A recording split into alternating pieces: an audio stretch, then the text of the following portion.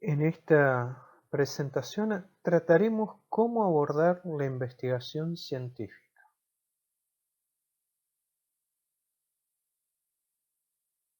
Entonces nos podemos preguntar cómo abordar un campo específico del conocimiento. Hay elementos que van a complejizar una respuesta breve y sencilla de esto. Podemos decir que el investigador deberá reconocer sus propios saberes primero, es decir, qué sabe sobre el tema que intenta abordar. Tiene que delimitar el tema, es decir, hacer un recorte. Por lo tanto, se tiene que preguntar qué quiero saber o bien cuál es el tema. Y también tiene que caracterizar las herramientas teóricas, es decir, qué necesito de la teoría y por lo tanto del conocimiento para abordar esa temática. Ahí lo podemos resumir en estas tres cuestiones, ¿sí? Lo que decíamos con estas tres preguntas, las propias limitaciones sobre el tema, tanto teóricas como prácticas, porque a veces uno no tiene limitaciones teóricas, pero tiene limitaciones empíricas. Supongamos que tenemos que hacer una preparación histológica, podemos tener todo el conocimiento teórico, pero si no conocemos cómo hacer una preparación histológica, estamos en un problema, o bien cuál sería la técnica adecuada para el tema de investigación. La amplitud del tema, uno no puede abarcar todo, ya lo vamos a ver en detalle, va a tener que hacer lo que se llama un recorte del tema, y las dificultades que puede presentar el marco teórico.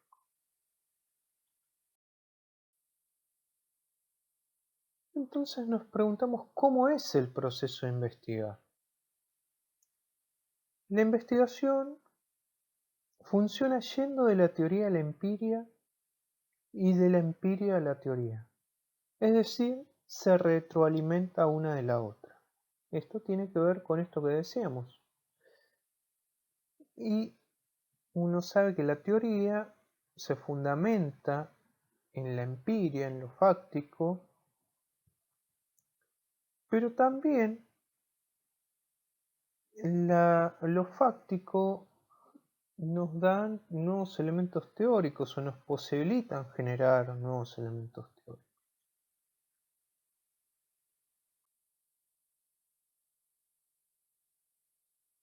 ¿Cómo se resuelve la amplitud que presenta un tema de interés? Como decíamos previamente, se resuelve delimitando un tema a cuestiones muy específicas, ya que es la única manera de trabajar.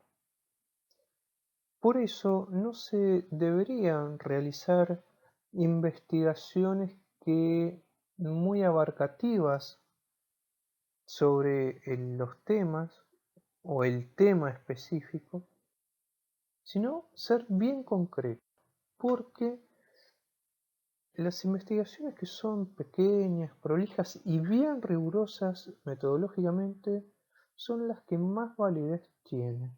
En general, nos vamos a encontrar con investigaciones que quieren abarcar varios aspectos de una temática y vemos que no hay un objetivo claro, por lo tanto, nos pierden rigurosidad, pierden prolijidad, si bien son más abarcativas.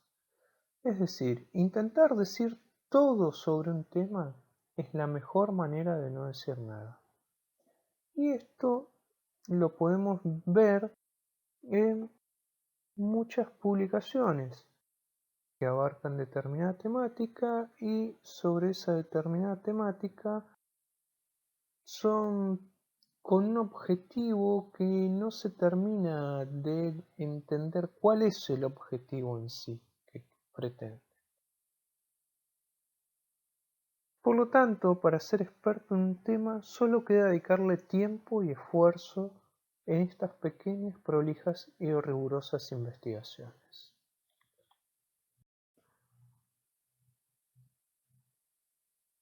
¿Qué preguntas se puede hacer el investigador para delimitar el tema? Porque estábamos hablando de la amplitud, que es algo que tenemos que manejar y tenemos que recortar el tema. Entonces nos podemos preguntar sobre ese tema: ¿qué es? ¿Cómo es? ¿Por qué es? Como veremos, cada una de estas preguntas orienta hacia un diseño de investigación particular. Esto después lo vamos a ver en detalle, pero estas preguntas son muy importantes. Como los diseños de investigación van a ser cómo se va a desarrollar la investigación y los límites y los objetivos y una serie de cuestiones que vamos a ver.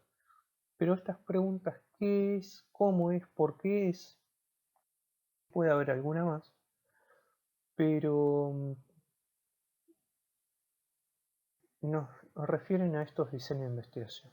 Carly también nos dice que no se pregunta para qué es.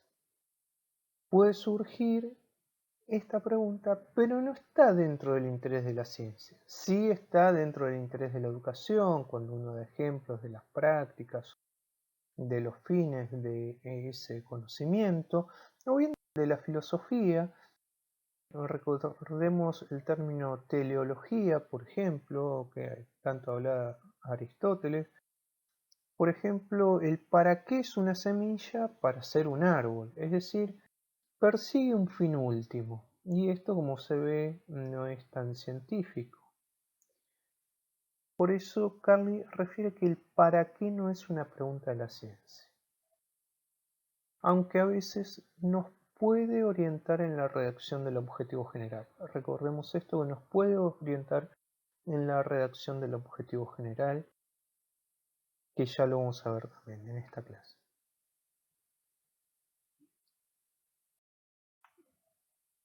¿Cómo llega el investigador al campo de su interés?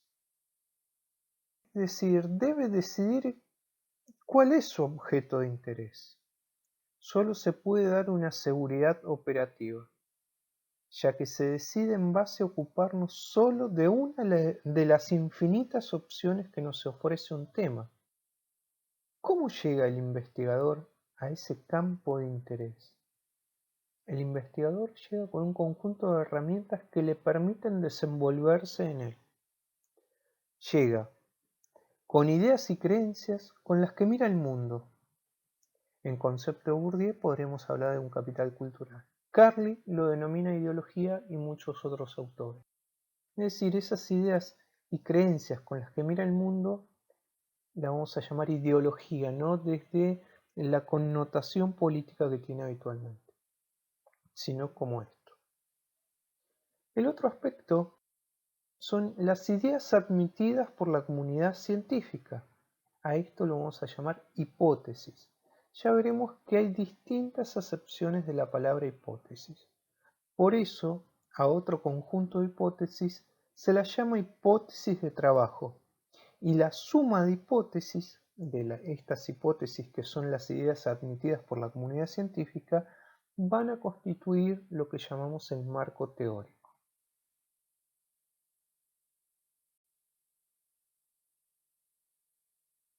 Aquí, en este punto, cabe aclarar algunos conceptos. ¿Qué vamos a llamar teoría? Teoría vamos a llamar al cuerpo de doctrinas, es decir, el conjunto de hipótesis validadas, aceptadas por la comunidad científica de una disciplina. ¿Sí? Entonces son el conjunto de hipótesis validadas y aceptadas por la comunidad científica de una disciplina. A eso vamos a llamar teoría. ¿A qué vamos a llamar estado del arte o de la cuestión? Es el estado del conocimiento sobre un tema en un momento dado, en general en el que transcurre la investigación, es decir, en el presente. ¿Qué se conoce sobre ese elemento de interés, ese objeto, ese tema, con su recorte, en ese momento? ¿Qué hay de conocimiento sobre ese momento? Para esto, indiscutiblemente, vamos a tener que ir a hacer una buena búsqueda bibliográfica. No es que el investigador se queda con lo que él sabe y ya está. Se hace una buena búsqueda bibliográfica. El otro concepto es el marco teórico. El marco teórico es el recorte que se hace a la teoría para llevar a cabo una investigación. Es decir, es una selección de algunas de las hipótesis de una teoría para llevar a cabo una investigación. Acá en este diagrama vemos que las hipótesis todas concluyen en la teoría porque ese conjunto de hipótesis validadas por la comunidad científica de una disciplina la vamos a llamar teoría. Esas hipótesis también van a estar en relación al estado del arte de la cuestión, porque es el conocimiento que se tiene sobre un tema en un momento dado. Y el marco teórico, por último, ahí abajo, en este esquema, podemos ver que se seleccionaron, a modo de ejemplo, 3 hipótesis de todas las hipótesis que formarían esa teoría. Eso es el marco teórico, es el recorte que hago para hacer un trabajo de investigación.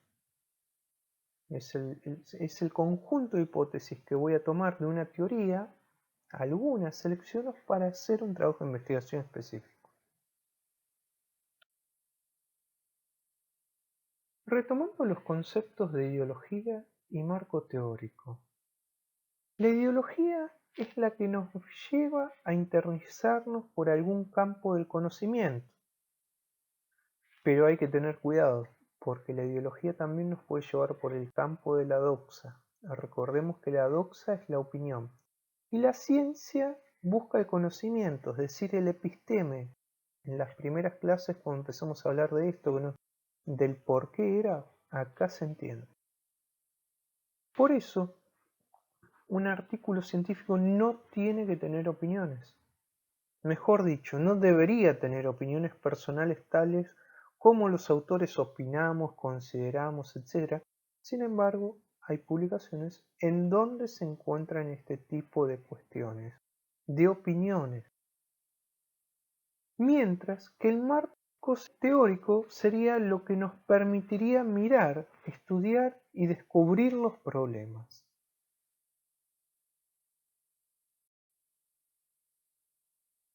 Pero, ¿qué es un problema? Etimológicamente significa una cuestión propuesta, es decir, algo que se necesita resolver. Eso es un problema.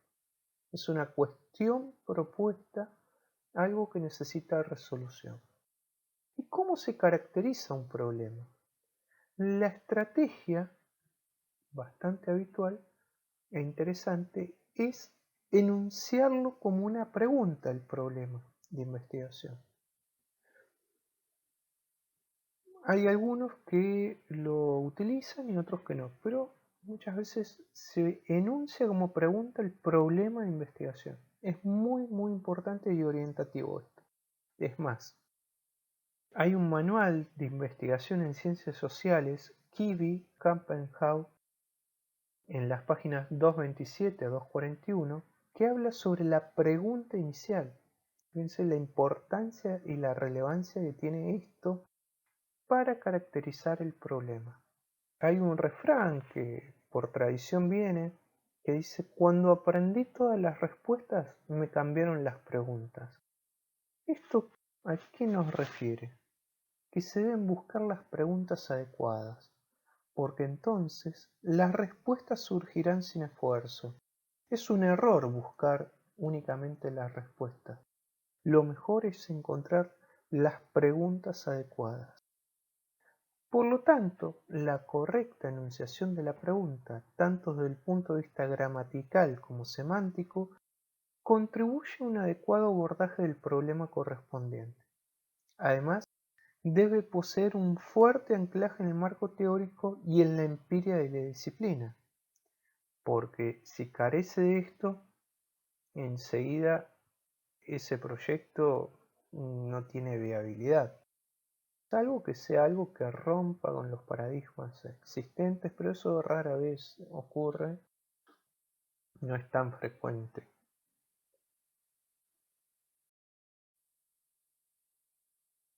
¿Qué es una cosa real? El vocablo cosa proviene del latín y significa causa o motivo.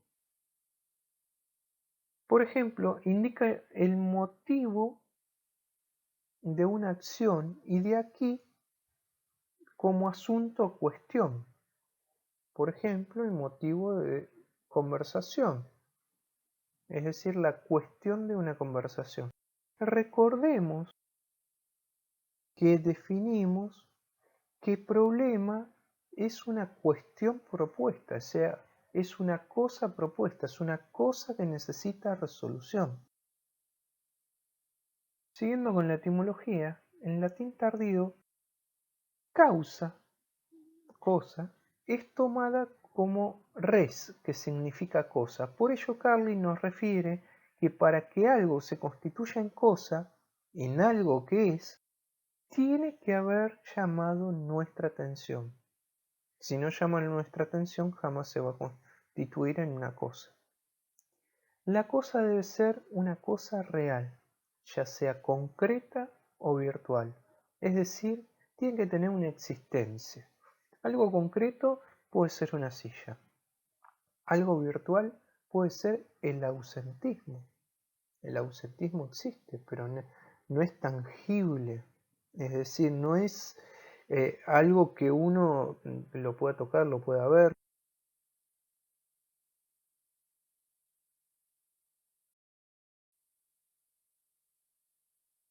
¿Cómo se transforma una cosa u objeto real en un objeto de conocimiento? Algo de esto ya lo vimos, pero primero debemos poder verla en más amplio sentido del término.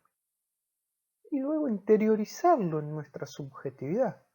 Es decir, tenemos que tener esa imagen mental que nos hacemos de la cosa, el lenguaje. Para eso debemos tener el marco teórico, ya que desde la teoría abordamos el objeto de la realidad concreto o abstracto y nos apoderamos de él mediante el lenguaje.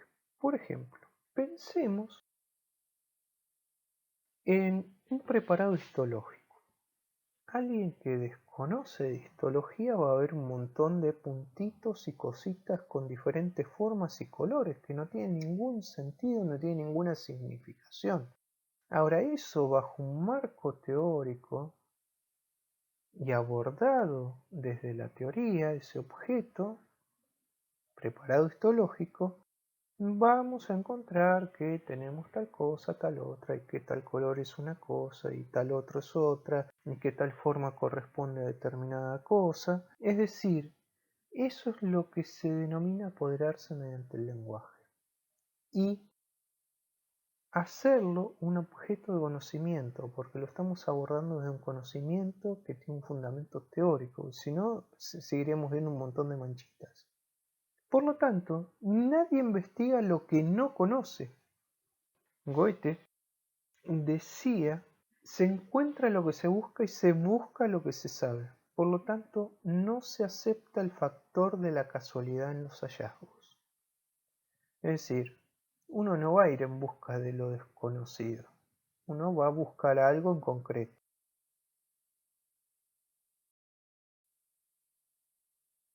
Sin embargo, no quiere decir que no exista el factor casual, sino que hay una palabra anglófona que designa esto, y es serendipity. Sería que se encuentra lo que se busca y se busca lo que se sabe, porque si no se sabe lo que se va a encontrar, no se sabrá lo que se encuentre.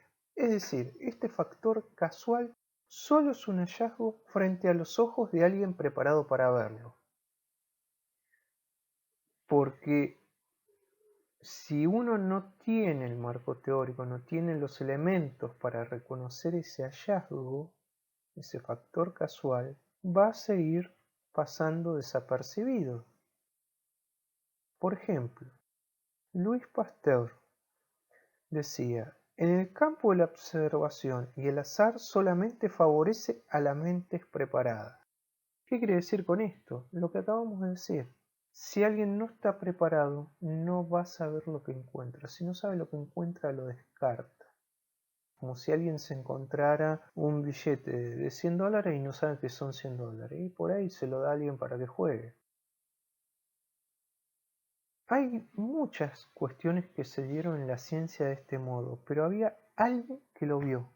Por ejemplo, Alexander Fleming estaba analizando un cultivo de bacterias cuando se le contaminó una placa con bacterias con hongo. Más tarde descubriría que alrededor de ese hongo no crecían las bacterias. Imaginó que ahí había algo que las mataba, y ahí se hizo el hallazgo de la penicilina.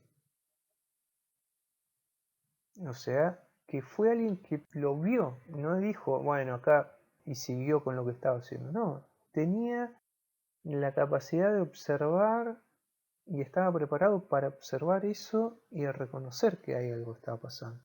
Algo que también desde el secundario que conocemos, el principio de Arquímedes, fue descubierto al introducirse en la bañera y observar cómo su cuerpo desplazaba una masa de agua equivalente al volumen sumergido.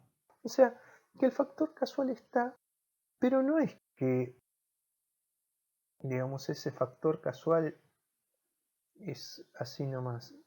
¿Cuántos antes de Arquímedes se habrán sumergido en la bañera y a nadie se le ocurrió este principio? ¿Cuántos tal vez habrán pasado por esa situación de Alexander Fleming y no notaron eso o no le dieron relevancia ni importancia y siguieron con la investigación que estaban haciendo? Así que el factor casual en realidad es casual, pero hasta cierto punto hay que estar preparado. Una vez detectado un problema, la realidad se lo debe expresar con claridad y no confundir los hechos con los problemas. Es decir, el problema van a ser las preguntas que nos hacemos sobre los hechos. El problema son las preguntas que nos hacemos sobre los hechos. Enunciar un problema implica hacerse preguntas acerca del objeto. Algunas preguntas que suelen surgir son: ¿cómo? ¿Dónde? ¿Cuándo? ¿Por qué? ¿Qué? ¿Quién? ¿Desde cuándo? Dependiendo el marco teórico, la disciplina, etc., va a ser más una pregunta que otra. Por ejemplo, en la pregunta ¿cómo es este objeto? Por ejemplo, la anatomía descriptiva responde a esa pregunta, ¿cómo es? Y da la descripción. Por ejemplo, los factores de riesgo. ¿Por qué? Se pregunta. ¿Por qué ocurre esto? Y ahí aparecen los factores de riesgo. Otra pregunta para lo que es descriptivo. ¿Qué es? Entonces ahí empieza la descripción.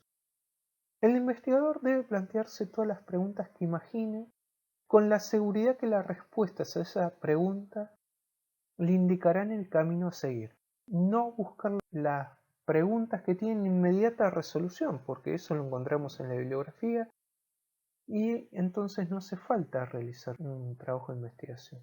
Por ejemplo, se resuelven consultando la bibliografía. En ese caso ya está resuelto, no hace falta realizar una investigación científica.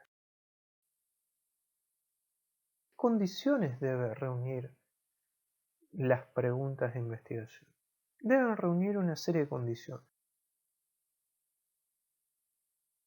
La primera es la factibilidad de ser contestada, es decir, de ser contrastada con la realidad para verificar o refutar. Tiene que ser factible de acceder a ese objeto de estudio. No puede uno enunciar cualquier cosa como pregunta, cuestiones de factibilidad. Yo tengo que poder acceder al objeto, los materiales que me permitan estudiar el objeto, etcétera, etcétera. Tiene que ser interesante. ¿Qué quiere decir esto? No solo con el investigador, sino que tiene que tener interés teórico. A eso se refiere con interesante. Debe ser novedosa, es decir, tiene que introducir algún aspecto nuevo en la teoría. El otro aspecto es que tiene que ser ética, es una condición irrenunciable la cuestión ética. No podemos experimentar en humanos así nomás como se hacía, por ejemplo, en la Segunda Guerra Mundial.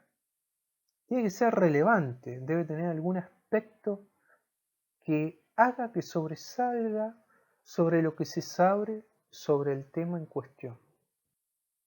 Tiene que aportar, tiene que ver con eso novedoso, la relevancia también.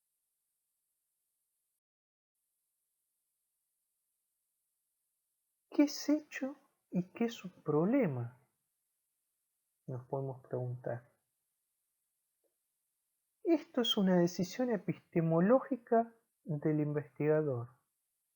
Es decir, el investigador va a decir qué es un hecho y qué es un problema. El problema son las preguntas que nos hacemos sobre los hechos, recordemos esto. Y esto va a depender de esa decisión epistemológica con los objetivos, el marco teórico, los intereses del investigador. Las preguntas que se enuncian refieren el valor potencial de la investigación, ya que a través de sus respuestas se intentarán dar cuenta de el impacto esperado de la investigación, la relevancia y el diseño adecuado. Habíamos dicho que algunas preguntas nos orientan a determinado diseño de investigación, tiene que ver con eso. Además del valor potencial que le sirve a un jurado para determinar, por ejemplo, si le dan un subsidio o no, sirven para delinear los objetivos de investigaciones a los cuales son los temas de interés. La delimitación del tema y los objetivos están en relación con el marco teórico. El marco teórico era ese recorte de la teoría, una selección de hipótesis de la teoría.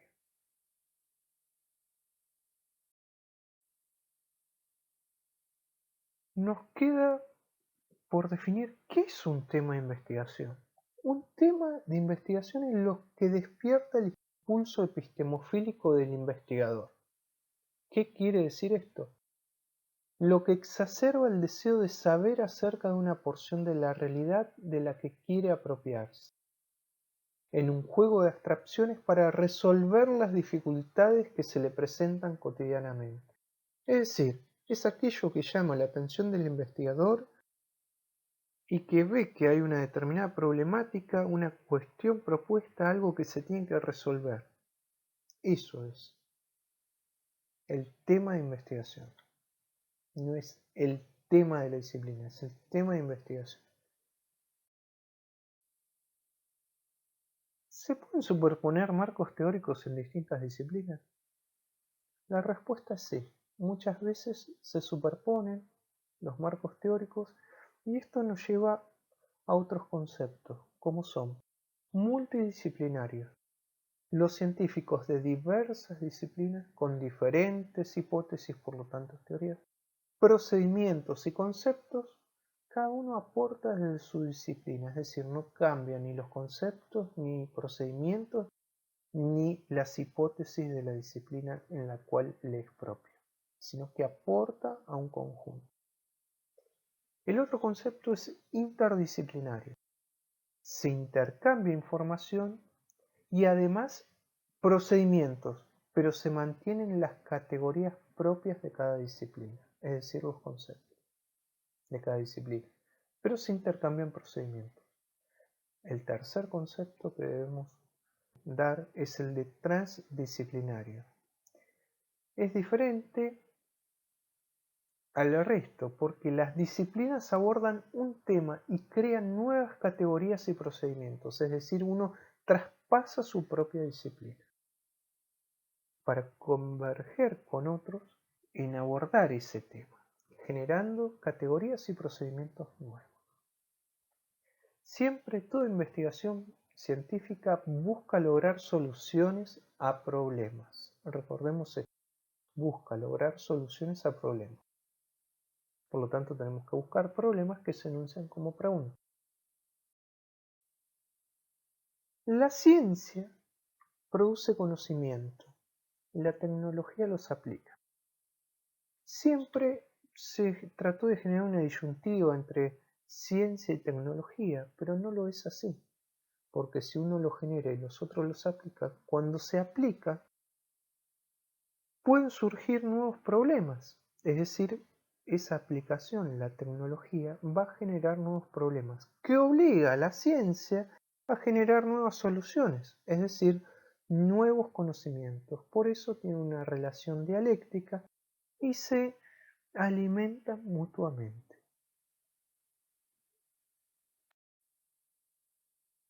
¿Qué tipo de objetivos tenemos en una investigación? Tenemos objetivos específicos y objetivos generales, al igual que por ejemplo en una planificación docente. El o los objetivos específicos serán aquellos que sean la tarea a cumplir en esa investigación, aquella meta que se desea alcanzar, aquel problema que se desea resolver. Un objetivo general será el caracterizado por un nivel máximo de abstracción, al que nunca se llega, pero que debe estar claro para los investigadores. La razón por la que se debe definir es, más allá de que no se llegue esto porque es algo abstracto, es para delimitar bajo qué marco conceptual se va a realizar el trabajo de investigación y en qué territorio de la ciencia. A modo de ejemplo, en el caso mencionado, se podría tener un objetivo general que intente hacer un aporte al conocimiento de lo que ustedes quieran. Un aporte al conocimiento de.